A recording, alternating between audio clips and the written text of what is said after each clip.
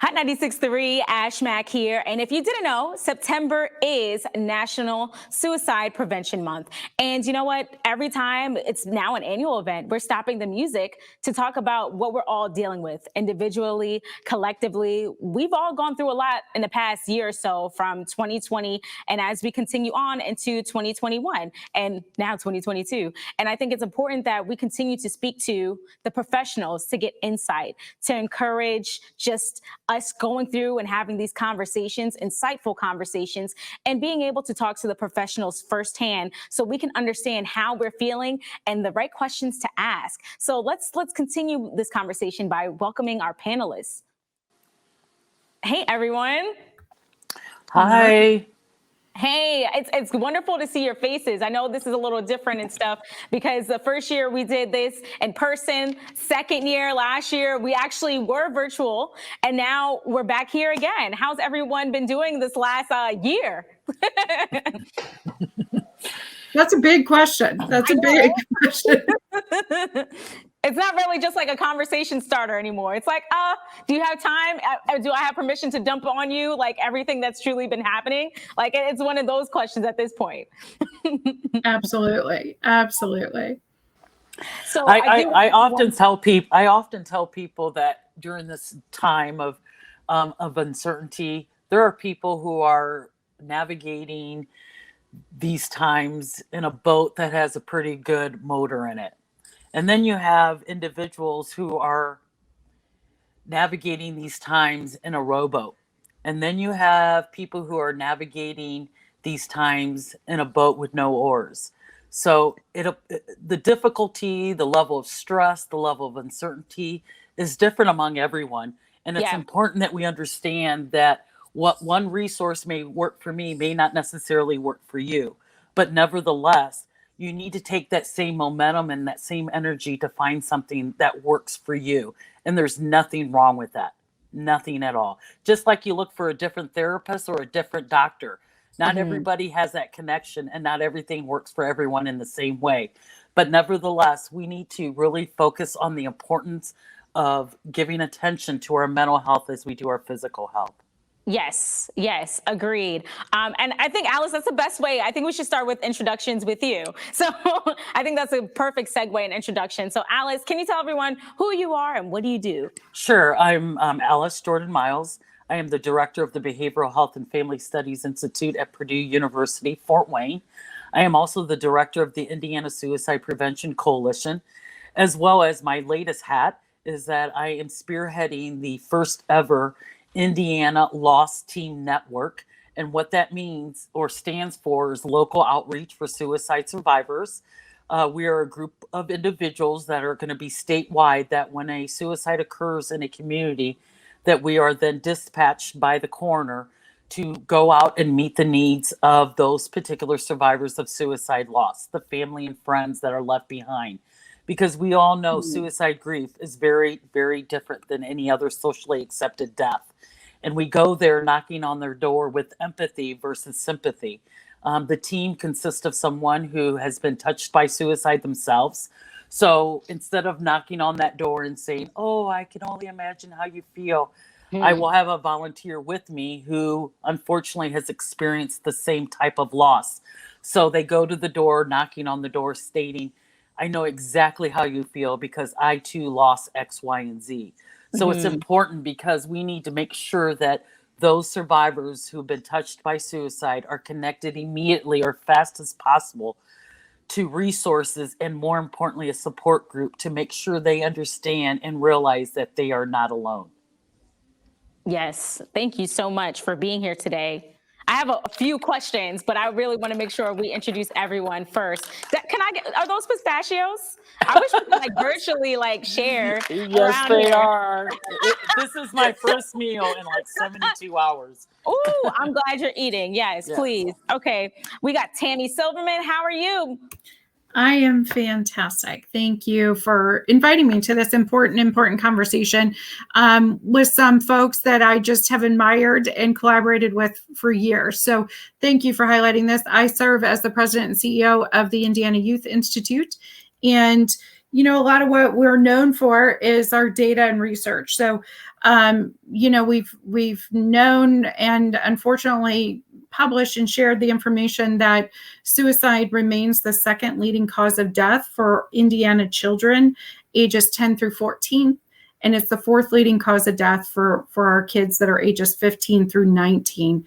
And then when we start to look at some of those subpopulations, particularly LGBTQ plus and transgender youth, the numbers go even higher. So thank you for continuing to destigmatize these conversations and for sharing some of the great resources that I know will be shared throughout the conversation today.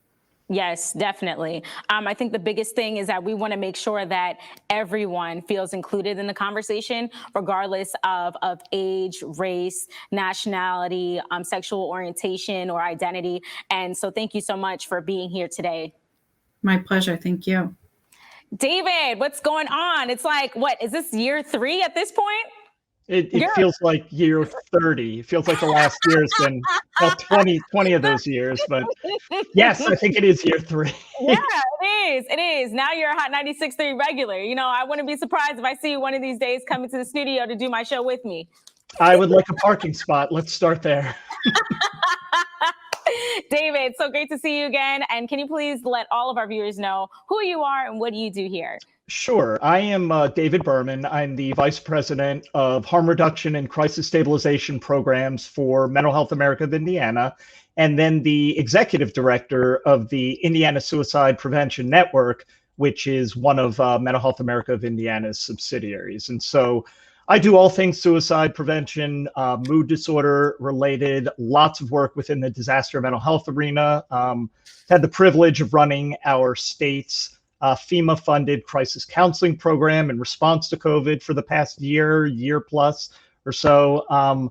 But since we're throwing stats out there, and Tammy, threw out some really good numbers, when you average out the that cause of death, and when you look at those leading causes of death, and you break it down into 3 different age groups: the 10 to 24-year-olds, 25 to 35, and then 36 to 54, average that out, it winds up being about 3, the third leading cause of death for individuals 10 to 54 years old. 10 to 54, that's the bulk of our lifetime. Third leading cause of death is suicide. That's scary. That is very scary, that in the bulk of our lifetime, we are more likely to die by suicide than a myriad of other issues, including homicide, including cancer, including kidney disease, including, you name it. We're more likely to die by suicide. And I think that's scary. And it should be a scary number and prompt us to start talking more openly about our feelings and suicide. With it being such a scary thing and realistic thing that happens every day, you would think that this would be more of a normalized conversation by now, because it could happen to anybody. It has happened to people we know and people that we love. But, why do you think it's so difficult to even break the ice on this topic? I don't know who this is directed to. Who should start? Anybody can jump in. Okay, I'm talking, so I guess I'll just go ahead and start. I think stigma, first and foremost. We're not comfortable talking about our feelings. We walk down the hall, especially for men and middle-aged men, of which I am definitely one. We walk down the halls at work or at school or in our neighborhoods, and we say, "Hey, how are you doing?" to our neighbors and our coworkers and our friends, and we keep walking. "Hey, how are you doing?" is a verbal wave, and we don't care how you're doing. Traditionally, we do not care, and if you stop to tell us, we don't know what to do. And we need to start feeling more comfortable doing so. We're not comfortable talking about death in general in the United States, much less when it's suicide related. And the fact that we're human means that we're vulnerable. We are naturally vulnerable. If you are not vulnerable, then you're not a human being as far as I'm concerned. But that doesn't make you weak.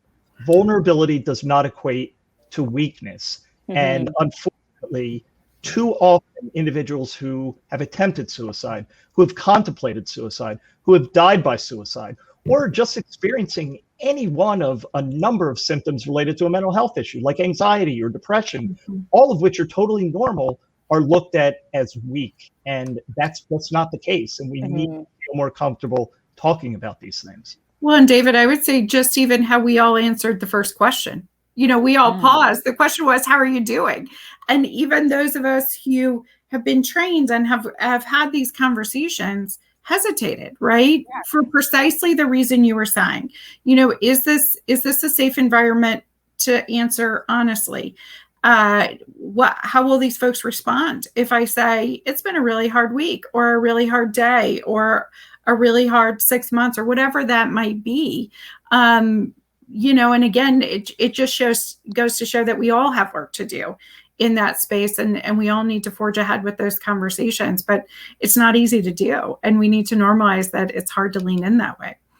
And I think one of the few things that have come positive because of COVID is that everyone is realizing that mental health is applicable to everyone. It does not discriminate. It doesn't just, impact the veterans or the homeless. It impacts everyone because it's a human element. And I feel that because of COVID that we're starting to talk about mental health around the water cooler, just like we talk about a good deal at the gym or a new diet that's everyone's seeing on social media. We need to start talking about mental health just like we do with any other thing, because frankly, you can't have good physical health without good mental health and vice versa. Yes, I think that's the reality that I think that we're all facing, right? The ones that wanted to ignore this time frame and ignore what's happening on the inside and out. I think before 2020, right, it was easy to get distracted with our regular routines and regular schedules. But the fact that the world shut down, we had to stay at home, you couldn't go to work, you had to stay inside, it forced everyone to do that inner work that you necessarily don't always have the time to do, or you say you don't have the time to do and just continue to do whatever it is that your routine is. So it forced us to do that shadow work, to see ourselves for who we truly are and to see what we could do better at and work at. And I think that's still sometimes hard to do on a regular basis, on a regular day. Mind you, just a global pandemic, that just throws a wrench in the whole thing. But I think that what's important is that anybody, you and I and all your listeners can be a lifeguard for someone who may be struggling. Because what's important is that we must understand the gravity of understanding warning signs and risk factors that attribute to suicide. If you know of someone who is depressed, don't tell them, oh, just have a martini or, whatever, drink a beer. Let's talk about it, engage that conversation, encourage the conversation, and letting them know that you see them and you hear them. Because many times when someone is in the depth of their depression, and I speak about that from personal experience, when someone's depressed, they sure in the hell can't think about what was, and they sure in the heck can't think about what can be. They just know right now it's really bad. And it may bring someone to acknowledge and to see their pain and listen to their pain, and then and walk beside them, never in front of them, walk beside them and perhaps behind them, and encouraging them to get help-seeking behaviors. Because depression, isolation, anxiety, if we don't meet those needs, unfortunately, suicide is one of the inevitable outcomes. So, Alice, maybe a better question is, how do we encourage the conversation? Well, we encourage the conversation by, if you really care about someone, or even someone that you've seen in the grocery store in the line that you could see is having a very difficult time, when you speak the language is like, hey, it looks like you're having a really tough day today. Is there anything I can help you with? Or even align it with something that, hey, I know exactly how you're feeling. I'm living it too. And just know that you're not alone. When people are experiencing mental health, because we don't talk about it, feel that it's only impacting them. And when you share that feeling, that sense of isolation, that sense of desperation, people are like, wow, she's talking my language, or he's talking my language, and encouraging that conversation, because we need to be able to understand or be able to identify those warning signs, those risk factors, and how to talk to somebody to get help and to encourage them to get the help. I agree. It's interesting. Ash, you and I were talking before we started. You're a Jersey girl. I'm a New York boy. Somebody walks up to you and, regardless of what's going on, or what you might look like, or, what appearance you might have as far as some sort of distress, somebody walks up to you and says, hey, can I help you? Is everything okay? What's going to happen when you're on the East Coast? I'm going to look at home and be like, what? Right, exactly. No, you keep walking. Right, exactly. Right. And we need to change that culture. We absolutely need to change that culture. We're so self-absorbed, I think, at times with what's going on in our own lives, and we have these blinders on that we don't notice what's going on around us. And when I say our own lives, I mean our own personal lives. We don't recognize what's going on with our kids or with our neighbors or our coworkers. We just don't, and we don't take the time to ask those questions. I think it was really interesting that at the start of the pandemic, we were hyper vigilant about checking in on our friends and family, making sure everyone was okay. And then we started to normalize the fact that, hey, we're socially distancing, we're stuck at home, we need to wear masks. This became the new normal, and all of that began to taper off. And then things became lax, and we were allowed to go back out in public and have social gatherings. And everybody's kind of forgotten about the fact that there's still people out there that are significantly struggling. And we stopped checking in on our friends and our family and our loved ones. And now things are rocking and rolling again. We've got the Delta variant. We've got the holidays coming up. We've got the 20th anniversary of 9/11 on Saturday. Things are really starting to happen again, and we cannot be lax in our support of our friends, our family, our loved ones, and ourselves. We have got to continue to be vigilant. I live by the model of what I call CARE, and what that stands for is connect, accept, respond, and empower. Because when people are so disengaged, they have no sense of power. They have no sense of power over their own lives. They feel they have no control over anything that's going on. When you connect with an individual, when you say to them, I see you, I hear you, you get that connection. They accept that connection, and then you're able to provide them with some resources or whatnot, which therefore they then feel empowered to have some control of whatever emotions that they're experiencing. No, I like that a lot. Connect, accept, respect, empower. No, respond, and empower. Oh, respond and empower. Okay. I don't know. You could probably throw another R in there for respect, and that would work too. Yes, it is. No, I like that a lot. But you know what? How are we continuing to empower one another when everyone is in a hurry to get back to whatever normal was? We're never going to go back to life before COVID, and we just have to accept that. But what happens when society doesn't want to accept that? And now we're seeing how many different variants on the rise or that are about to surface and everything, so how do we continue to enforce what we were doing in the beginning, like you were saying, David, enforcing the fact of checking on loved ones, checking on family, and being vigilant and being active and proactive with doing the things that are truly important to our core? Well, when you talk about disaster mental health or event-based mental health, and typically before the pandemic, we were talking about earthquakes and hurricanes and tornadoes, very small footprint, epicenter, very small. Well, I won't say very small, but in perspective, very small population affected, as opposed to COVID, which is the entire world. I mean, it's a global effect. But there is an effect, a different effect, that is event fatigue related. In this case, it's COVID fatigue, which is a very real thing, and it is where much to the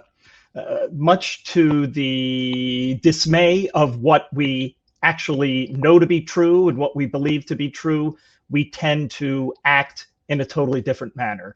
and we stop taking precautions like wearing masks and social distancing, and we stop doing all the things that we need to for our own personal safety and the safety of our friends, family, and loved ones. I think the same thing applies when we're talking about, you know, the upside, about supporting each other, about supporting ourselves, about self-care. We just kind of forget about it, and we get back into that routine. And I think within the parameters of an event or just normal day, normal walk of life, we need to remember constantly to be good to ourselves, to take care of ourselves, and to take care of our friends and our family and loved ones, and support each other. And part of that is intentionality. There's so much that we do specifically in taking care of ourselves that's unconscious behavior. So for example, when we talk about self-care, it may be as simple as taking the dog for a walk in the morning. And why are you taking the dog for a walk? Well, the dog needs to go to the bathroom, and I'm going to take the dog out before I get going. Not realizing, not being cognizant of the fact that this is an important time for you in the day. This is something that's meaningful to you. And just having that recognition, being cognizant of what you're feeling and the things that you can do to mitigate those feelings, what your friends, your family, the people you know are feeling, and what you can do to support them in the way that they want to be supported and not necessarily you, makes all the difference in the world. And sometimes it's just about that intentionality rather than that unconscious routine behavior. Okay, now I think this next question, feel free, either one of you, to jump in. How do we continue to be aware and to be intentional with that self-care when we've been battling national disasters? We've been battling police brutality. We've been battling global pandemics. You know, what does that and how does that impact on suicide prevention and awareness when you're having all of these traumatic things that can affect you individually, personally, and then nationally on a global scale? David, go ahead. You're going to mute yourself, aren't you, because of the dog barking in the background? I think we have heard, we have seen it all. We know each other's friends and our families and the dogs and the decor. So a dog barking in the background, it's not a big deal at all. I think it really boils down to making it a priority. And we're not used to taking care of ourselves as a priority. Even when you look at individuals that we would classify as, you know, being egotistical or very self-centered, and all they think about is themselves, that's not even the same thing. It's not about ensuring that your wellness is there, physical or mental. And so I think it starts with just making it a priority, changing your habits, your routine, changing the culture of your life to start focusing on even the little things that will make a difference. Sometimes, you know, and what's important to one person is something that's not important to another. But things like journaling or different things that you can do to help you be more self-aware and more cognizant. When we're talking about other people, just taking the time, making sure that you take the time. Maybe that means putting it on your calendar. I joke with people about the good old days when we used to have only like 4 or 5 meetings a day, as opposed to now where we have 10, 11, 12. And it's from the crack of dawn until, you know, when the sun goes down, I feel like anymore. And if it means putting it on your calendar, you know, today I'm going to call so-and-so. Tomorrow I'm going to call so-and-so. You know, the next day I'm going to make sure to spend quality time with so-and-so.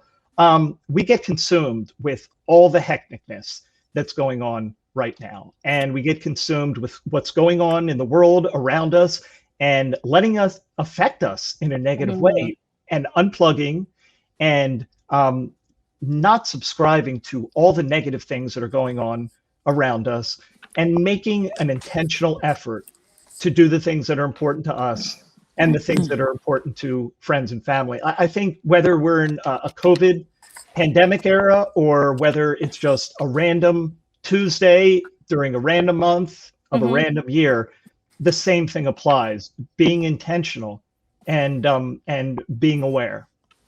And and to piggyback off of what David just said, you have to be able, I mean, this was even something I had to practice and instill in my life, is setting boundaries. You know, Mhm. if you're Yeah. that person that everybody goes to, you're no good to anybody if you're not good to yourself. Right. So setting priorities, setting boundaries. Believe it or not, I said the NO word to someone who asked me to do something. No, I mean, that was really big for me. That's For huge. someone, I mean, it's huge, especially if you're in the business of helping people. It's hard to say no Yeah. because you don't know, oh my God, if I don't agree to do this, how do I know she's going to ask again? But when I said no, I'll tell you, I came up with all these adjectives and adverbs to explain to this person why I couldn't do it. And she goes, Alice, you sound like me when I first said no. And I said, I just feel really bad. And really, it really plagued on my heart for a while, a Mhm. couple of weeks, because I said no. And, because, this is the time when so many people are reaching out to me. I mean, I've been out of the office since Thursday of last week, and I have 287 emails from people asking for training, asking for resources. I mean, I didn't even think about 9/11 impacting people's mental health today. Yeah. That just, I mean, the most obvious, but I just couldn't put my mind around that. Other things is that we need, as David alluded to earlier, is that we have to lead by example. And sometimes the person that is in distress may not know how to ask for help. So Yeah. therefore, you need to be able to ask the right questions. There's some trainings out there. One of them in particular that David and I are both trainers in is a program called QPR, and it stands for Question, Persuade, and Refer. What CPR is for the physical body, QPR is for the mental body. And what the training involves is learning how to ask the right questions, how to persuade someone to get help, and where to refer them to get help in the community in which they reside. Because sometimes it needs to go beyond, hey, how are you? Of course, people are going to say, oh, I'm okay. Well, they're not okay because you heard through the grapevine that they lost their job.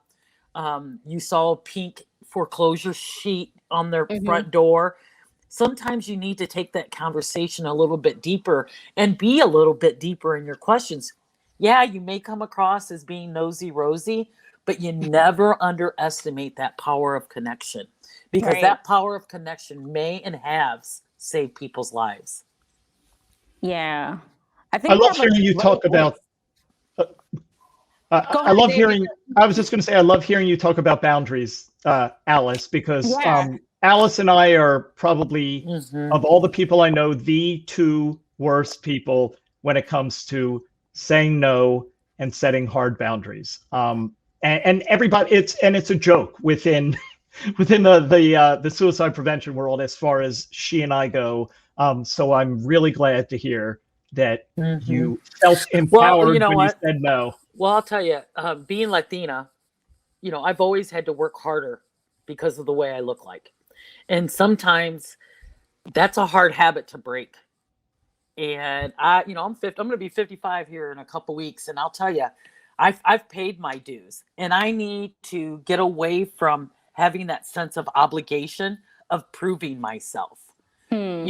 and I'm sure you can relate to that, Missy. I'm sure you can, Yeah. because, being a woman of color and being a woman too, I've always had to work harder. I've always had to sacrifice my family and even my God sometimes so that I could meet some deadlines or expectations of what someone has put on top of has put on me, because I don't want to be ever accused of not being a team player or not doing something for the benefit of the community, or even furthermore saving someone's life. And when boundaries is the new thing, it's the new buzzword, and we as mental health professionals, the last 18 months, it's been hell. I mean, and that's putting it nicely. We Mhm. have been everything to everyone but nothing to ourselves. I mean, I have a hope shirt on, but I have an S under this shirt because I'm a superwoman to my family, superwoman to my profession, to my job, to my colleagues, but I was never a superwoman to To Alice. yourself. Yeah. And frankly, and nobody knows this, but on September 1st of last year, I started walking every day because, first of all, I was gaining the pounds because I was sitting my fat butt on this chair for like 11 hours a day. And I started walking, and I used that time to regroup, to address things that necessarily I haven't been doing things in the past. And it has allowed me to just have time for myself. And that is so very important. But I lost 87 pounds while I was doing it. Thank you very much. Hey, But I'm just so congratulations. proud. I'm so proud of myself because I spend that time in the early mornings, or if I get up late, I walk an average of 2.5 miles. And because of my Apple Watch, in a year, I walked 810 miles. That is Yeah. freaking amazing. Awesome. That's amazing. Freaking amazing. Freaking Yeah, amazing. I'm going to applaud you, I Alice. am. That's awesome. Actually, Not I'm you. giving myself a big hand too. No, having healthy outlets are truly needed, and it's important. I think, again, that's another boundary too, or just realizing, for me, that's a part of self-care. I have to go to the gym at least like 4 times a week. I have to go. It's the best time for me to truly release and start off my day working out. So any burdens that I felt like were with yesterday, we can leave it completely in yesterday. And then we can go into the new day and attacking it as truly just a new day. And that's truly, necessary for me. And I know you can relate to that. You both can. And especially with the jobs and the fields that we work in, a lot of times people depend on you. And just like both of you were saying, it's hard for you to say no. That's something that I'm still learning today to deal with. But just like you said, Alice, it's always a point of, okay, making sure to prove a point, making sure to work harder than everyone else, making sure that my spot is solidified, and making sure that I'm here and I'm here mentally and physically. So that all takes a burden. But at the same time, you get to the point of, okay, at whose cost? And that and it's always at your own cost. It was always Exactly. at your own cost. Yeah. One thing that I do want to address that I think is really important that we talk about is the cultural differences of how cultures look at mental health. Yeah. I spearheaded 2 initiatives, one being with the African American community when we had brought Lorenzo Lewis to Indiana to talk about mental health and men and depression, as well as the Latino population, because culturally, we do not even look at mental health as a valid illness. I know in my culture, I am a suicide attempt survivor. And I know that when I was 16, and my parents never even took me to the hospital because they were convinced that I had sinned against God and God had punished me. And that's why I was experiencing those bouts of depression, anxiety, and isolation. And we, I get up each and every day, and when I'm walking, I intentionally do things that encourage brown and Black communities to ask for help. And it doesn't mean that they're weak or they're an alien. We need to start encouraging help-seeking behavior, healthy and positive help-seeking behaviors. And we need to get away from that stigma of talking to people other than our ministers or thinking that prayer is the answer. Yes, I'm a person of faith. Believe me, prayer does get me through those rough spots. But even Jesus needed therapy sometimes. So we need to make sure that we understand that it doesn't make us any less of an individual. And more importantly, it doesn't make a male less of a man. Frankly, being vulnerable, that is a person who's very courageous, and you need to give yourself accolades for reaching out for help. Yeah. I mean, to speak on just myself and family and friends, I think it's always difficult because of what we're seeing and from the Black community. It's difficult because you're seeing tons of police brutality, right? The people that are supposed to be there to help you aren't helping you. So when you go for help, then you're being attacked and you're being killed. So I think it's different situations like that you're seeing locally, you hear about, you see it online, you see it on social media, you're seeing it on a national scale. And it's like, okay, well, the one thing that we do know is consistent during 2020 and COVID times is the pandemic and racism. So it gets difficult how do we fight those things, or how do we just try to have the conversation and normalize it more when the people that you're supposed to be turning to are turning on you? And I think it's hard for us to do those things too. Yes, absolutely. Yes. And and I lead by example. I tell people, I go to a therapist once a week, and frankly, I went to 16 therapists till I found one that literally saved my life. Mhm. I needed to use the same momentum as I tell people, especially women. When we go and get our nails done and they cut our cuticles, we don't go back to that nail tech again. But we don't. I know I don't. I don't stop getting my nails done. Right. I go find someone else. What we think about in regards to our physical vainness, we need to take that same energy and that same momentum to meet the needs of our mental health. It doesn't make anyone less of a person or an individual or anyone less of when you ask for help. Actually, you're greater than other people who tend to suffer in silence. Correct. Yes, there's strength and vulnerability. Let's continue this by talking about social media. We talked about just seeing everything, but how does social media truly play a part in mental health and suicide prevention in 2021? So there's something called envy, social media, or envy-induced depression. It's not in the DSM-5 yet.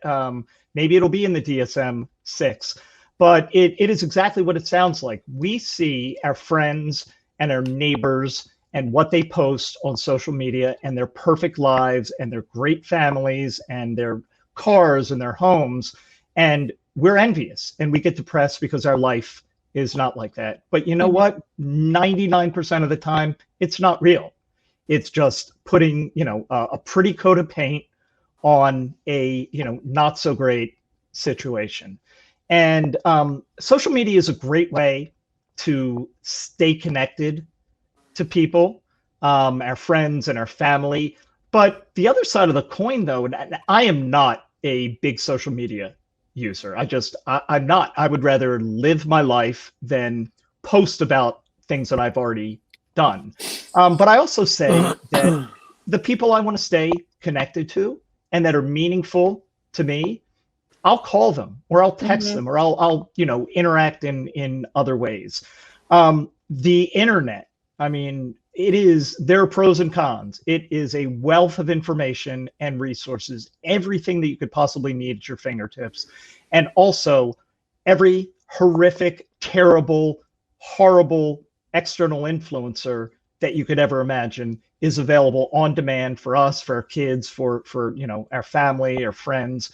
I think it's very easy when you have nothing else to do because you're sheltered in place. We know every series on Netflix and Hulu and HBO Max and Amazon. I'm trying to think of all the streaming. We know every great series that's there. We've watched them all, and we wait with anticipation for the next one because there's not much else to do. At least there hasn't been. Social media, that's another good way when there's nothing to do to sort of get very involved and distracted, but it's not always good. More often than not, I feel like it's not particularly good. The things you read on the internet, our perception is our reality, not true. Yeah. Perception is reality. What we believe and think, that is our reality. It doesn't matter whether it's true or not. And too much of what goes on within social media is just perception based. It is not truth. Yet we make that our reality. And because of it, it affects us in negative ways. I can tell you that for myself, being National Suicide Prevention Month, and also in May when it's Mental Health Month, I intentionally post something that promotes healing every day. Every day throughout the month, I will post something that promotes healing. When people see that, they were like, wow, she's speaking my language. Maybe if I reach out to her, she won't be judgmental on whatever my mindset is or whatever I may be going through. We need to stop posting things that make you feel like privileged or better than someone else. This is a time when we all are in a boat, maybe a different boat, as I mentioned earlier. We need to encourage and talk and lead by example so that they understand there is a journey. Life is tough. It's tough out there right now, Yeah. especially with, you know, the federal unemployment additional $300. A lot of people lost that. People are facing evictions. I mean, people need to understand, and we need to promote that we're there to help them, and we need to let people know that we see them and we hear them. We see their struggle. We may not have that answer. We may not have, you know, that $1 million or whatever they need, but we want them to know that they're not alone, and we'll walk with them and let them know help them get through this very difficult time. Yes. Now we have another guest that I want to introduce and welcome to this conversation, and I think she's perfect to talk about this. Belinda Drake, welcome. How are you? I'm doing pretty good. Thanks for having me. Hello, everybody. Hi, look, Belinda. Hey, how are you? You came right on time. Okay. So Belinda is a case management supervisor with Indiana Youth Group, and we're just talking about social media. So I think social media affects everyone, but it really affects middle school, high school, Gen Z, because that's really how they're even interacting even more. I feel like when I was in high school, we had Facebook, we had MySpace, you know what I mean? We're coming up on Twitter. So it's a different form of social media that children and kids and young adults today have access to. We have to be mindful of not overexposing our youth and young adults to everything in life. But at the same time, social media has allowed for us to reach people that we wouldn't normally reach here at IYG, and just working with youth in general. So I think that social media can be used for good purposes with some, I would say, moderation. But we already know that social media can sometimes also overexpose our young people to things that they're just not prepared to process and or deal with. But I mean, I'm a millennial, and I appreciate social media. I understand where our young people and our young adults, I understand like why they run to social media for information, just because it's so accessible. But I think that we have the responsibility to make sure that those spaces are safe for them as well.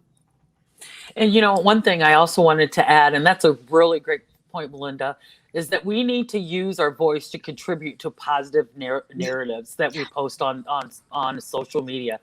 We need to emphasize solutions and actions opposed to, you know, describing, you know, wowsy woo woo and, you know, unsolvable terms, because we need to be positive. Those of us who post things on social media on a daily basis, make a conscious effort to post things that are positive, because, you know, because otherwise people will continue to look at mental health as a taboo and understand that mental health can never be cured. And unfortunately, when there's so many negative postings or you know, people wanting to describe how someone took their life, or, you know, it's a sign of weakness, that's what kills people. That's what kills people. Absolutely. And I think I've been very intentional about using even my personal platforms to change that narrative, especially in the Black community. Let's have like some real conversation here. It is Suicide Prevention Month, Day, and awareness. So let's be real about it. It's just a conversation that we never really had at the dinner table growing up. And anytime that I can help share that positive narrative of why it's okay to talk to someone, and just because you are seeking help with the mental health crisis doesn't mean that something's necessarily like wrong with you. And that's why I'm extremely, like I said, fortunate enough to be here at IYG, Indiana Youth Group, where we share all of our resources with our youth and young adults, specifically the LGBT community, where, you know, suicide unfortunately has a greater impact on that specific community. So it's just something we got to change the conversations at the dinner table, because like I've continued to, and I know you guys know this, we can create these safe spaces, brave spaces for our youth and young adults to have these conversations. But if we're not reaching the parents that our youth and young adults go back to, the homes, then we're still dropping the ball. Right. You know, But I think since, that goes to a great question and a great point that you're making, Belinda, because we can provide these resources and have the conversation with the kids, or for me, like nieces and nephews and stuff. But how do I have the conversation with my parents or even my grandparents? You know what I mean? Like, I've recently had or tried to attempt to have those conversations even with my mom. And it's like, okay, I can't have this conversation with you in this capacity.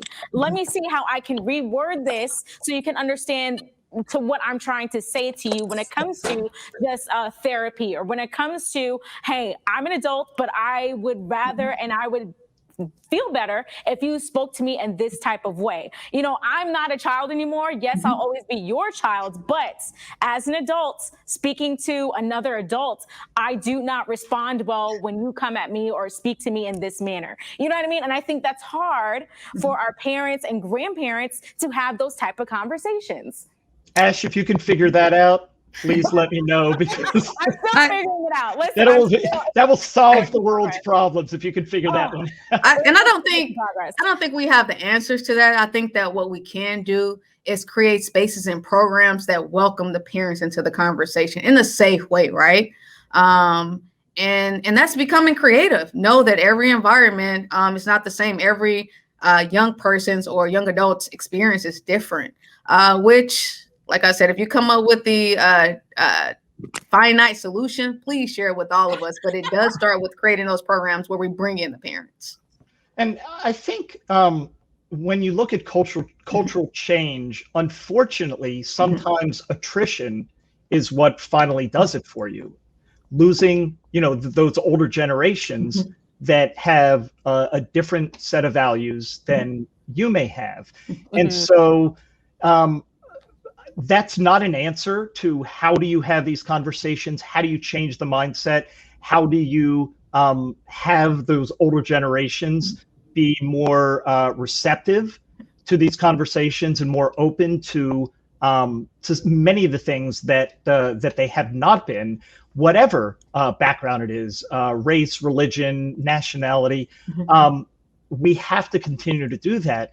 But perhaps more important is looking to the future and ensuring that those generations that are receptive and going, you know, back to, you know, to even younger generations, that we instill the value of wellness, holistic wellness, and instill the value of, you know, of open communication and safety in talking about how we feel. I think that's really how we're going to make an impact. I don't want to say that the older generations are a lost cause whatsoever, but I really believe that we need to look to the future and put a concerted effort into, you know, ensuring that we have a holistic cultural change for our children, for our grandchildren, for our great-grandchildren. And I think also in regards to brown and black communities, you know, we've always, I know I have, I was raised to be strong and resilient and never let them see you sweat. And, you know, acknowledging that you're having a bad day or you're a little bit off kilter. My mom would always never share that with anyone, because that's a sign of weakness. And, you know, it's generational. You know, this program I'm running right now called Bienestar Sin Fronteras, which means wellness without borders. You know, the overall focus, the overall mission of the program is changing the culture on how we view mental health, especially in the male population. We've been running this program for over a year, and we've provided over 300 sessions. But in those 300 counseling sessions, only 6 have been for men. Only 6. And I love that. So I'm trying to combine the two approaches together. It's create more programs, think about the future. And I think that that's the culture that we've created here at IYG. And here's why. We have been tasked with helping our young adults and young people that are experiencing homelessness. But with helping them tackle this one element of their life, we're giving them that wraparound service, and that's that case management, where we talk about mental health, or get someone in here that can help make sure that you are ready for housing. And I'm not, And I know that every program in the city, and I'll say in the state and country, don't have the ability to do that. But I think that it's on us providers to start working together in spaces like this, where we figure out how to get closer tie to the the router. services together. I think within the suicide prevention world, I feel like within Indiana, we're really starting to shift the narrative or the focus on more so social determinants of health and quality of life in looking at recovery supports or what an individual needs to be happy, to have what we would consider a quality life. And it boils down to the basics: food, shelter, clothing, safe space, play space, having supportive neighborhoods, opportunities within school. These are all important factors that have to be in place for healing to occur, for us to change, I think, our culture of wellness. We have got to have these very basic things in place. Otherwise, it's a waste of time, because if we are promoting wellness and we're offering tools to focus on wellness without ensuring that these other needs, which go hand in hand with both our physical and mental wellness, are in place, we're going to be right back where we started. So I love that concept of ensuring that that homeless youth have a place to stay, that they have food, that they have clothing, because that is every bit as much of a key influencer to our mental wellness as anything else is. And I think, and if I could just add to that, as we're thinking of solutions for the future, I think that we also have to look at the oppressed and marginalized communities. One being the LGBTQ youth and young adults. A lot of these programs have barriers in place that don't always present as welcoming for the LGBT community. And I know we say Indiana's moving forward, but it seems slow to certain populations, specifically the LGBT community, who has the highest number right now of suicidal attempts and just loss of death due to suicide. We have to talk about this elephant in the room. Right. So before we even continue, I do want to welcome anyone that's just now joining. Of course, September is Suicide Prevention and Mental Health Awareness Month, and we want to talk to the professionals, and that's what we're doing right now as we continue to stop the music today. I'm Ash Mack from Hot 96.3, and Belinda, feel free to add to this list. David and Alice already added to it with a few daily reminders. Okay, we got not subscribing to negativity. We're doing intentional effort to what is important to us, making sure to set boundaries. It's okay to say no, and don't underestimate the power of connection. So when we're making sure not to underestimate the power of connection, we have to make sure we're connecting to the people that are within our communities, our friends, and of course, family. And a big portion of that is the LGBTQIA community as well. So what can you share with us and share with our viewers today of when it comes to mental health, when it comes to suicide prevention, how we can normalize and how we can welcome all parties involved to the table to have the conversation? I think that just one thing that I kind of live by, and we create that culture here at IYG, is that always have an open mind to what may or may not be happening with a young person. And what that means is that when you see a young person acting out, assume that they are looking for a sense of belonging. And those are the signs that we are overlooking. We have, for some reason, society has placed a negative stigma for those who are acting out. But those are the signs that someone is asking for help. They're looking for someone to connect to. They're looking for that community, that friend or that community center to be a part of. So let's roll our sleeves up, do the hard work, and take a step back to figure out, is this young person or young adult really acting out, or are they crying or begging for help? And I know that a lot of organizations, even schools, let's bring them into this, aren't going that extra mile to figure out the difference between the two. That's a great point, Belinda. I do a lot of work with DCS and other youth programs, and I get asked the question all the time. Well, I know that these kids are just doing it for attention. They're not serious about suicide. They're not serious about whatever it is. They're just looking for attention. And my response is always, so what? Mm-hmm. Yeah. Whether it's for attention seeking or whether they are serious about the fact that they're thinking about suicide, there is underlying trauma. It's the same underlying trauma, the same need that they have for belongingness, for acceptance, and dealing with whatever trauma they may be dealing with. So does it really matter whether they're just seeking attention or not? We would be handling and focused on that trauma the exact same way. So I do have a question, and all of you feel free to jump in. You know, when it comes to either acting out versus asking for help, are there certain questions you all like to ask, or a way to actually try to figure out which one it is? I'll go ahead. You got we all started. You know, I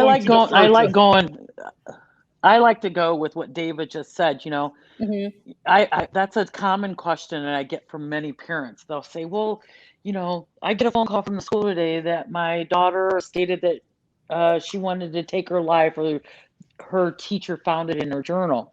I tell parents often, so what? You know, if they are acting out, so be it.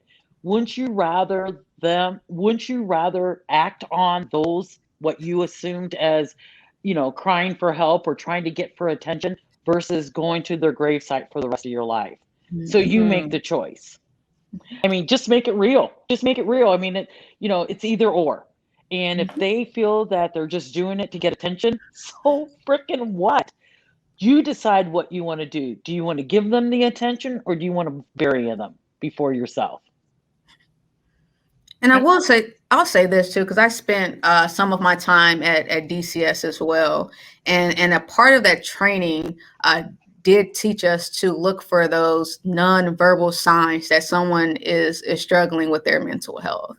And one of the signs is acting out. And hear me out. Acting out looks different for everybody, right? Yeah. But one of the signs that someone is struggling is acting out, and it's just something that I think that I've continued to carry with me, and it's just something that I also teach like my team here at IYG to look for. It's understanding that we all communicate differently. And sometimes that is nonverbal, and that's what acting out comes from. If we're looking at this holistic approach, you have to be able to identify what a young person, even adults, are trying to communicate when they're not talking. That's where I know we can do a better job at. And I think it's okay, you know, when it really boils down to it, to have a frank conversation with our youth, whether it's our kids, whether it's kids that we're working with, in our careers, that, hey, when we talk about suicide, it is a very serious subject, and I care about you, and I will do anything within my power to help you and to be there to support you. And if you are thinking about suicide and you're talking about suicide, then we're gonna get you the help that we need, and I'm gonna be here by your side.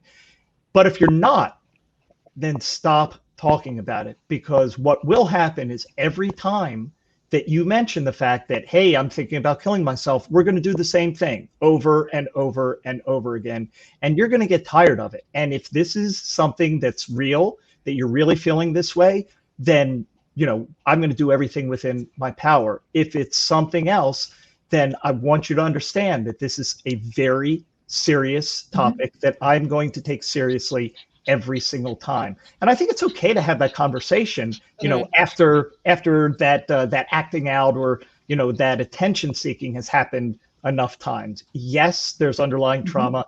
Yes, we're going to handle it in pretty much the same way, but let's have that open conversation and make sure that they understand how serious a subject it is that we're talking about here. And I think you brought up another great point. We can create all these situations and safe spaces to have these conversations, but we have to, as professionals and parents, we have to be prepared to provide solutions too. And I think that that's where, again, I'm here to keep it honest with everybody and to be a resource, but we have to make sure we're prepared to help our young people. Sure. And I remember working with young people in schools, and some of the barriers would be, what can you do about it? Like they would shut down and not want to have these conversations because they felt like, well, we're going to talk and then what? Right. I think that's the great next question to go into, because something that I heard, and Belinda, you did a great job of explaining, like at the dinner table, conversations at dinner, whatever is talked about at dinner was talked about there, and whatever goes on in this house stays in this house. You're not supposed to go out and leave the home and talk about it with friends or whoever, a teacher, a counselor, because that you don't want it to come back to your house. And that ruins whatever that form of security or whatever that house looks like to your caregiver or to a guardian or to a parent. But questions. But Ash, I think it is all, but I also think it's important that we remind our parents that, as parenting, we want our kids to come to us, but we get very territorial when it comes to our kids. If our kids want to talk to another adult or someone who is in the field, it doesn't make you less of a parent. It doesn't make you a bad parent. You said something myself, for me myself, I have a son who has addiction issues, and it's a very tough pill to swallow when I can save everybody else's kid, but I can't save my own. And we can't be territorial when it comes to help that our kids need. So if our kids don't want to talk to you for whatever reason, because they want to make you proud, they don't want you to think they disappointed you, but if they've reached out to someone else, it's not a bad reflection on your parenting by any stretch of the imagination. What you want to encourage and solidify is encouraging your kids to talk to someone with some authority, with some knowledge that will give them the positiveness and the support and the endorsement. Their life is worth living and the world is not a greater place without them. I think parents in general need to hear that too. Like you definitely said a word there as well, because I think that, I don't know, and I've seen it within my own parents. I think even hearing that would have changed perspective of the whole situation of therapy, or just change the fact of, well, if I do speak to somebody, it's not going to threaten you as being my parent. It doesn't change the fact that you're still my parent. It's just that, okay, I do need some type of assistance, and I don't think I can get that with you, and I need to speak to actual professional about this. But when it comes to parenting or guardianship, what do these solutions provide? It was mentioned earlier of, are these parents ready to provide solutions as well? What does that truly look like for any parents that are watching right now? Ash, may I add one more thing? Yeah, especially in Brown and Black communities, our faith, our ministers is part of that equation. I was going to go our there, ministers our ministers need to understand that their training is theologically based, not mental health based. And, we have some ministers, they're even in Indianapolis. I think Pastor Luther, who we partnered with a few years ago, he understands that, I only know so much. God will help them. That will walk alongside of them. But the help that they need is beyond his training, his experience. And ministers and priests and rabbis all need to understand that they need to understand what the power that they have. Encourage them to help and get help. And I often use this analogy. When you have a heart problem, you don't go to a foot doctor. And that seems to be applicable for our mental health. And I am a person of faith. I'm a person that faith has got me through some very difficult times, but it is also important to understand that our ministers need to not degrade or don't discourage people for looking for help outside of the church. Right. It needs to be encouraged. It needs to be talked about from the pulpit. There's a minister here in my community named Pastor Anthony Pettis. And I'll tell you, his carpet is wall-to-wall carpet. And from the pulpit, he shared with his congregation his 3 attempts of taking his life as a minister to them. And I'll tell you what, that church is so progressive in regards to I their believe that. seeking Mhm. and needing mental health, because the minister gave them their permission to ask for help beyond the faith, the faith community. And we need to understand that. Again, we don't go to a foot doctor when we have a heart problem. And the same should be applicable for our mental health. We need to let people and encourage from the faith perspective that they get help, and God is going to walk alongside them. I'm sorry to interrupt. I just thought that was an important piece. No, that Well- was truly important. Yeah, thank you for sharing. I think that goes back to what you said. Again, don't underestimate the power of connection, because that minister took time to connect with the people, to share his testimony, and was honest, to the degree of, what, this is something that I've tried multiple times. And if you're dealing with this, I still have my faith, and that's a part of the reason why I'm here today, and I'm able to speak about it with you. So I think that's a different level of honesty that you typically do not see, especially in the pulpit. And I would like to just add, because we can't talk about religion and without bringing up the conflict that it may cause when you are LGBTQ. And church can be a safe space for a lot of people. And that's where a lot of us start. But I would like to strongly encourage anyone that's listening, our parents, any guardian, any parental figure that may be watching.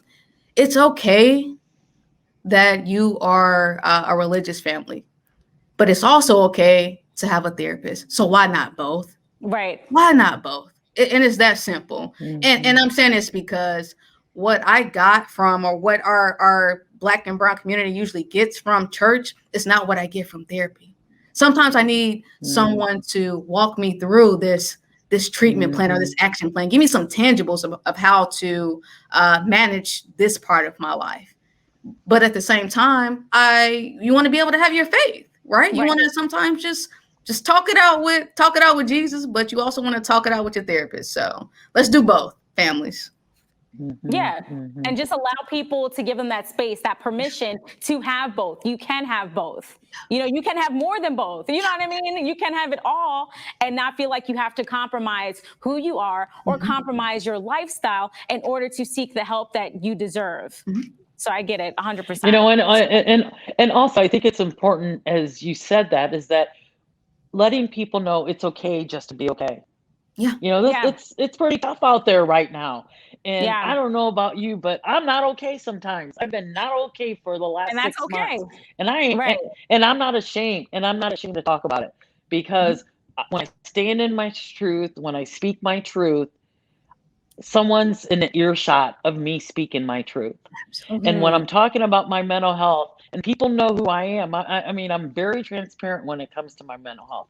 Even though my own mother, who I've been in this field now for 15 years, and I was preparing to do a presentation on suicide, and I asked my mom, how do you say suicide in Spanish? And the first thing she said, "¿Por qué?" And I said, "Mom, this is what I do." But before she would tell me what the translation was, she wanted to know who was Why are you going to be talking in about the it? audience, because she was afraid. Right. She goes, because we talked about this earlier. We didn't talk about it. I mean, you don't even talk about it with your tias and your tios, your aunts and your uncles. You keep it in the house and you never mention it again. And we need, and all your listeners need to start having that conversation, because it's a new generation and we need to be more progressive in being, in talking about our mental health and having mental health checkups. Just like we have physical checkups, like we have mammograms, like we have colonoscopies. We need to have those checkups, and those checkups are free and available. I mean, Mental Health America, David, if you would like to talk about, has a free online assessment that people can measure their own level of mental wellness and provide resources for wherever you fall on them. I was going to add, David, you want to say about it? well, I'm going to, first I wanted to say that we need to stop looking at our mental health as dirty laundry. You know, you don't air the dirty laundry outside of the home. Everything, you know, what happens here stays here. But our mental health is not dirty laundry. It's just being real. It's just being open and honest and real. It's not dirty laundry. And there's no reason why we can't openly talk about it anywhere that we are, whether it's a public forum, whether it's to our friends, whether it's to our pastor, whether it's to our doctor, you know, whether it's live on the radio or on the internet. There's nothing wrong with it. It is not dirty laundry. And, you know, for your listeners who are of the younger population, you know, I really do challenge each and every one of them to start that conversation around the dinner table or on their way to school. You know, I mean, maybe, you know, because of the cultural influence the older generation has had about talking about mental health, it is going to be the new generation that is really going to set the tone on how we view and discuss mental health among friends, families, and neighbors. And I'm challenging each and every one of your listeners to be that voice of change. Be that voice of change, because again, you can never underestimate that power of connection or starting that conversation that has been a taboo for years and years and years. And I have some tangibles to make, you know, mental health a priority, not only for companies and schools, but just for our young people. Number one, go ahead and set aside 5 mental health days out the year. And that means doing whatever makes you happy. Employers, I know we have this thing about PTO and FMLA. Let's set aside days for self-care and mental health for our employees. Let's reduce that. Amen. And then let's have those calming rooms, not only in our schools, but in organizations too, and in employment places. And I know that we tiptoe this line of making things a mandate and how we pay for this and how we pay for that. But what's more important than saving a life? Like, let's just make it a priority in every space that we're in. You know, and to make it even easier, because those are all great things, Belinda, but that's not going to happen overnight. It's not going to happen in my lifetime. It's not going to happen in your lifetime. Easy place to start, though, is taking advantage of these fleeting moments that we could take for ourselves. So I have been working from home since March 16th of 2020. That is a long time. Started to go back to the office, and now we're kind of back to nope, Delta's on its way, and we're not going to do it. Kids that are e-learning and don't have to get up and ride the bus, or people like me that don't have to get in my car from Carmel, drive downtown, you hit traffic, it's 40 minutes. This is time that I would have spent doing something that I had to do. Take that time back for yourself. Take the commute time back.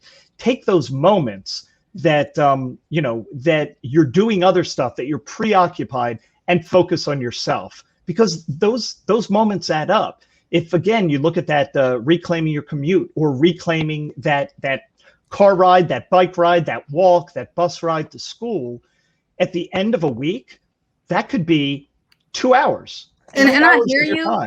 Can I just respond to that? Because I think you're speaking from a place of privilege.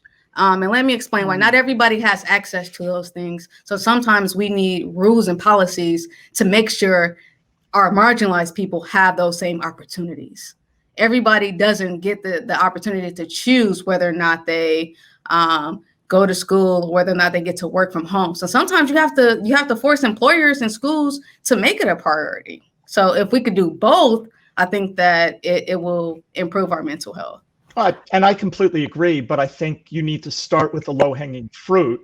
And that's just, you know, and I completely understand and respect what you're saying, Belinda, but I think that it doesn't matter what level of privilege you may have, there's still moments in your day that you can reclaim for yourself.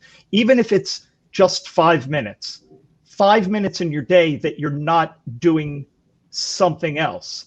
And I hear you, but I mean, we could move on from this though. But imagine being a single mom of 5 doing e-learning. What 5 minutes do you have?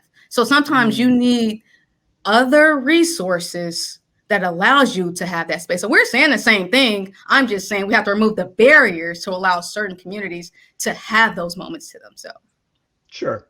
I agree with that, because you got to speak for and speak to the kids that might be skipping school because they have to go to work, because they're acting as the additional parent in that one parent home to try to make ends meet at some point. So I get that 100%. Just so all of you know, for the state of Illinois, they soon will be able, students will be able to take up to 5 days. I saw that. I saw that. Yeah. It's lovely. So, I mean, at least that's a start. We know it is possible. It's just the fact of getting the rest of the nation on board. But at least we know it's happening. There's a start there. You know, I just had I've had employers, when we were starting to go back to work, I've had numerous employers reach out to me and ask me for some advice on how they can encourage mental health. And, you know, with their new employees, they know that, you know, they're coming, you know, back to a different environment, knowing, you know, social distancing, blah, blah, blah. And I kept telling them, if you really want to put your name behind your word, or your word behind your name, why not implement self-help days or self-care days? And you know what? Not one has incorporated one, because you know why? Because it costs money.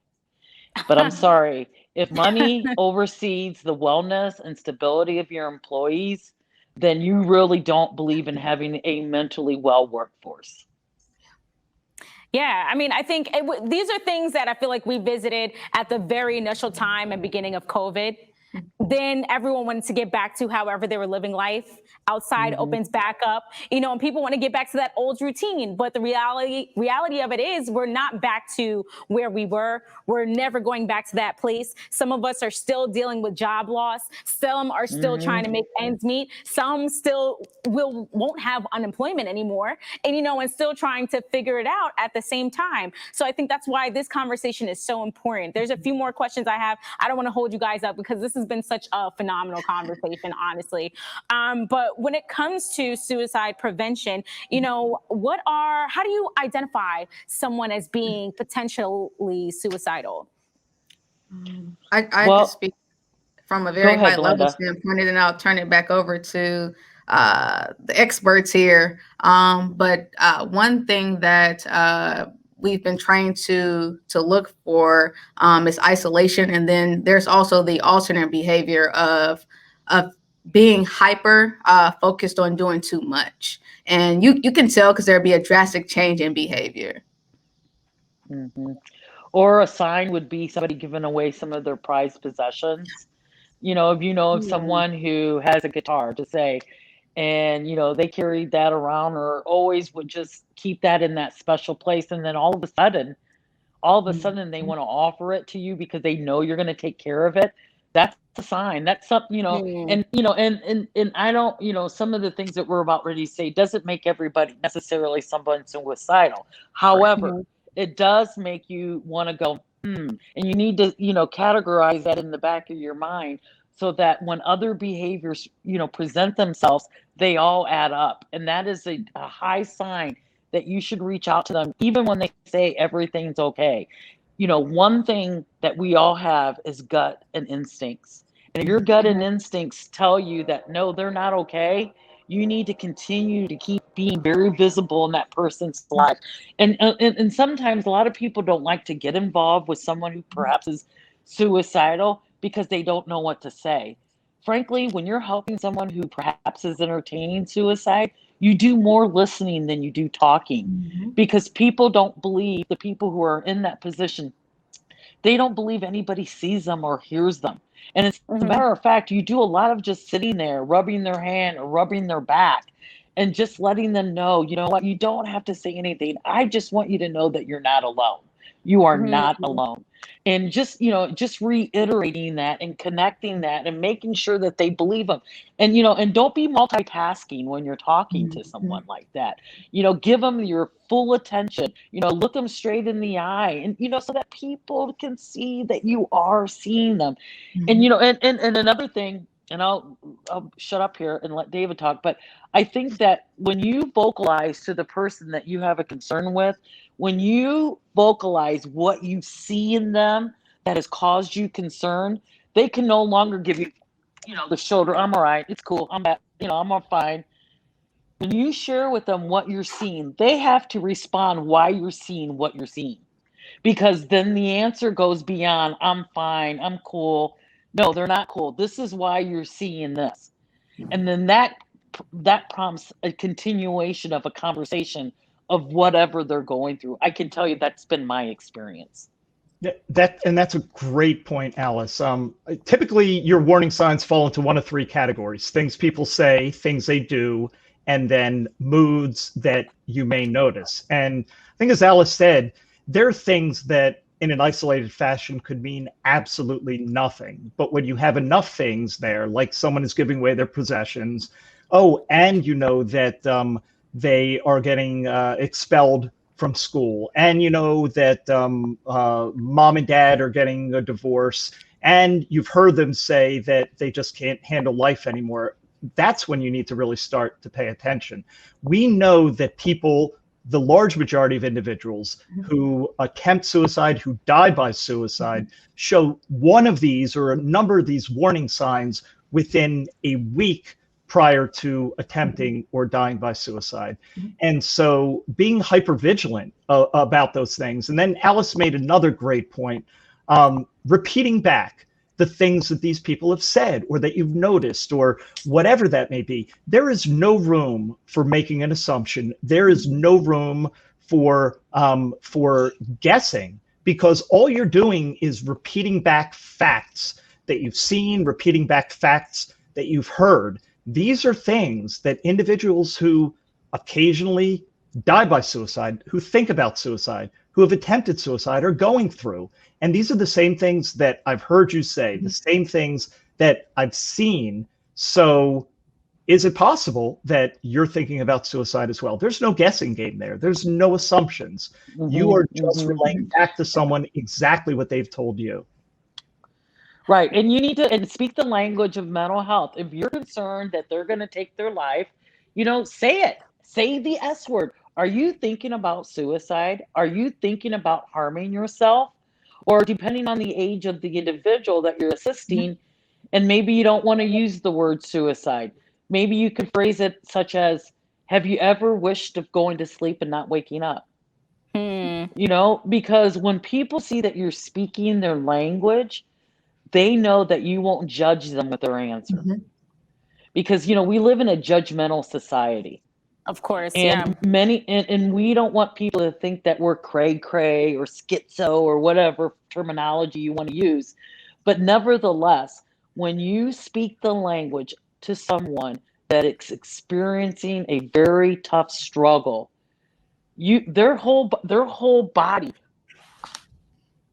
will lift it because, oh my God, she sees it in me and I don't even have to say it. Right. So she understands my pain. She sees my pain. And she's not bringing it to my attention to make fun of me or make me think less of myself.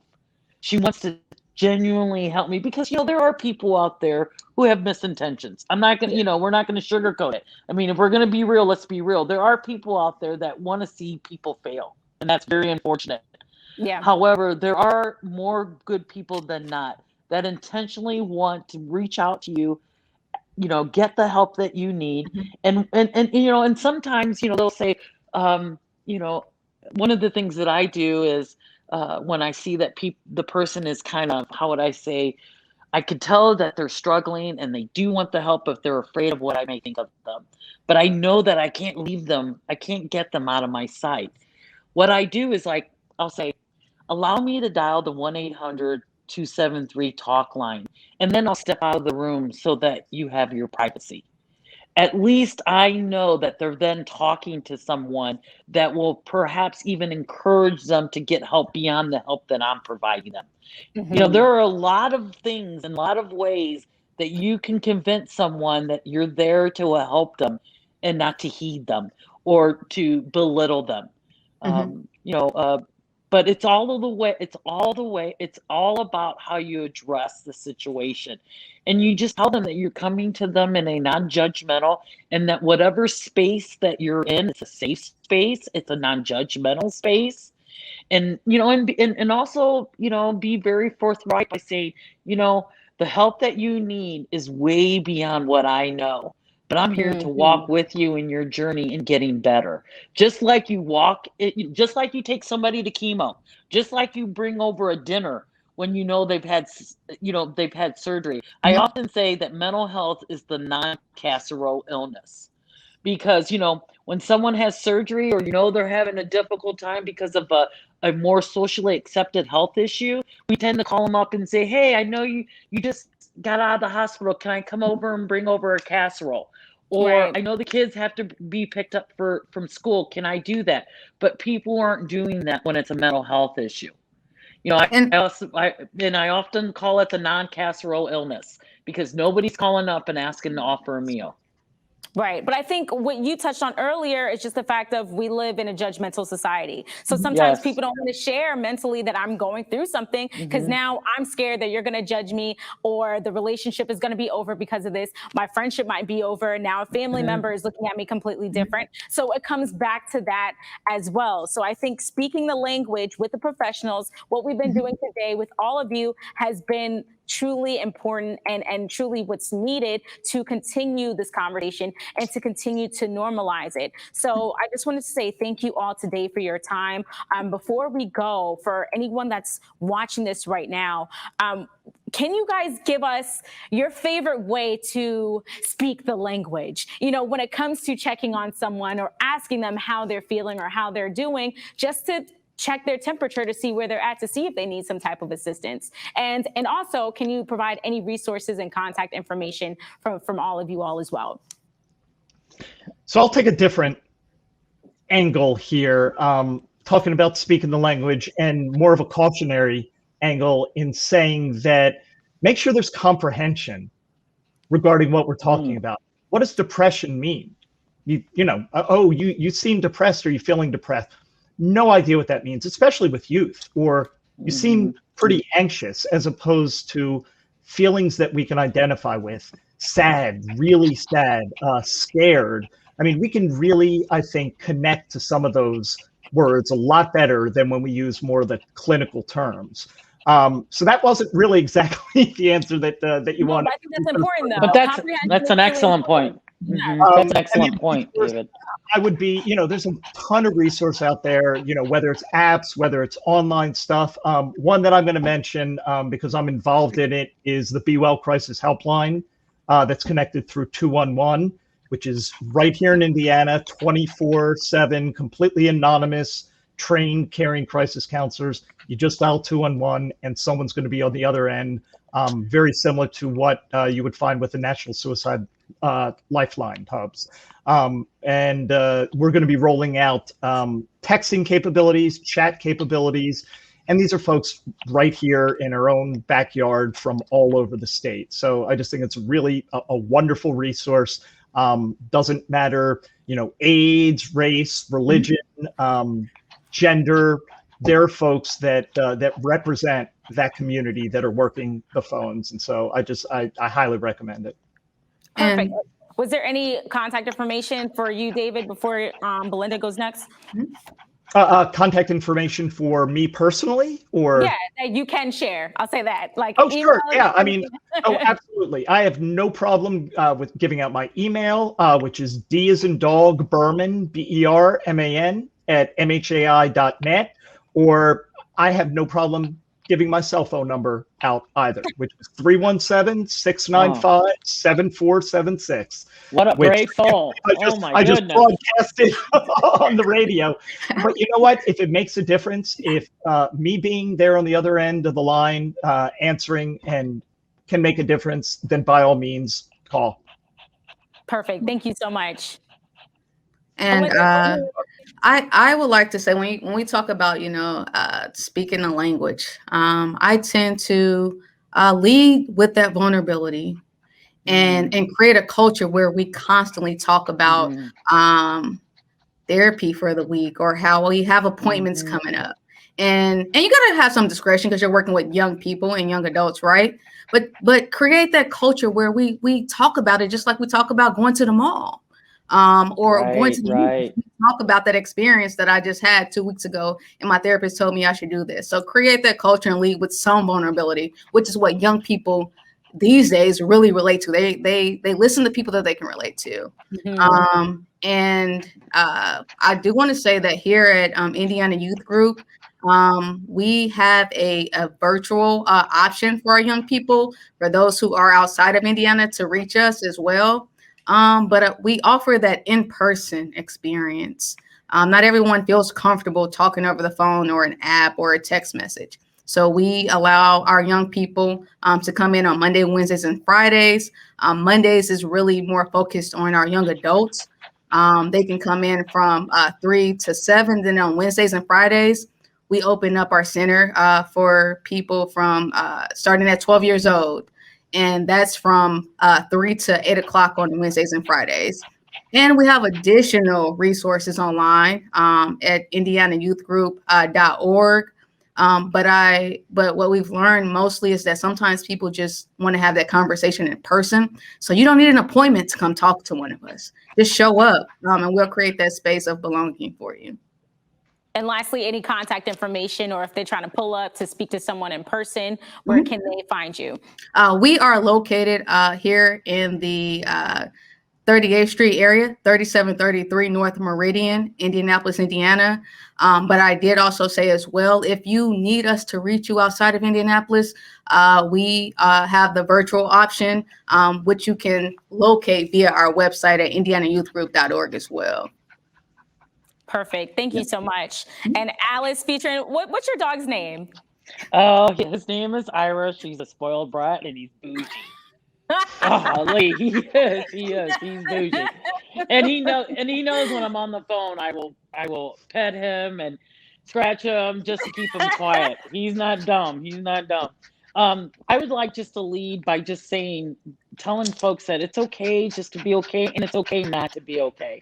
These are very difficult times, and if you've been depressed, we've been blessed these last few days with some abundance of sunshine. But those fall days and those sunless days are coming, and you need to start adopting or adapting to some behaviors that will help you get through those difficult times. Like for the LGBTQ community, the Trevor Project is one of the best resources out there. It just an abundance of resources on that particular website. Also, the Indiana Suicide Prevention Network. We have great resources that are applicable to almost every population. And then lastly, what I want people to understand is that they can contact me too. My name is Jordan A, or my email is jordana@pfw.edu, jordana@pfw.edu. Sorry, I'm not giving out my cell phone because that's my boundary. But nevertheless, my phone number is 260, and my office is 481-4184, 260-481-4184. David and I have taken some trainings on the road. If your organization, your school, your place of employment would like to have a mental health presentation done, or even perhaps a suicide prevention training done, please reach out to us and we'll see what we can do. But nevertheless, know that you're not alone, and we're going to get through this together. And remember, suicide prevention is everyone's business. We're making sure to make it everyone's business today. So, of course, continue to stay in contact with us. We're going to continue to stop the music to have these conversations, to speak with the professionals, and continue to reach out. We'll have all the resources located at hot963.com. I'm Ash Mack, and we are stopping the music. It's Hot 96.3.